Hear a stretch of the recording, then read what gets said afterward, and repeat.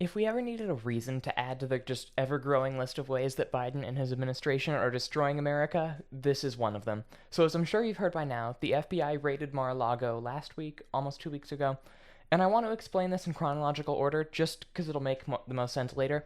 So the FBI searched, and by that I mean raided, Mar-a-Lago last week, and we learned from Trump, as per Trump's usual communication method with the public, Twitter. Supposedly the FBI was searching for missing documents that Trump took from the White House and was storing in Mar-a-Lago in some unsecure safe. It's worth noting that Attorney General Merrick Garland authorized this raid. That will come up later. And here's the first thing any rational person would think, or should think.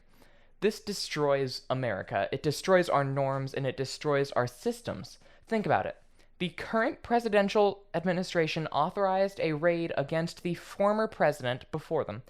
Not only the former president, but someone with a very, very large potential to become president, or not at least become president, but become the Republican nominee in the future. There isn't a clear winner between Trump or DeSantis in the 2024 primary yet. Democrats know this. And you might say to me, well, Hendrik, didn't you just say that the FBI was going after classified documents that Trump had? And while a valid argument, you'd be forgetting the fact that the president can declassify documents while they are president. This is perfectly legal, and there's no real system for how you need to declassify it. According to our current laws, Trump could have just kind of waved his hands over a box of documents and said, declassified, and now he has the authority to take these documents with him. Plenty of presidents have done this before they leave.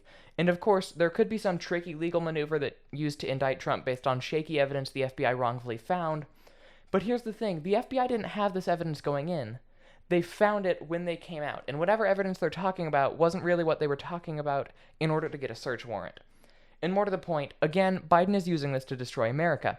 If at any point an administration can issue warrants against political candidates in the next election, despite numerous evidence that there is no reason to do so, think the fact that Trump could have just declassified documents like he said he did, we have a large problem on our hands. And so this is a litmus test for any potential Republican you want to vote for.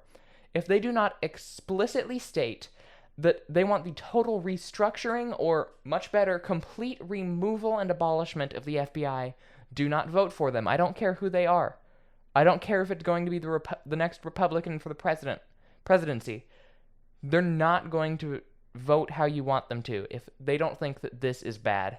Chances are they'll just turn their heads away from this sort of thing. If they aren't immediately ready to destroy this corrupt FBI, don't even humor the idea of voting for them. And speaking of corrupt organizations within our government, President Biden is also expanding the IRS.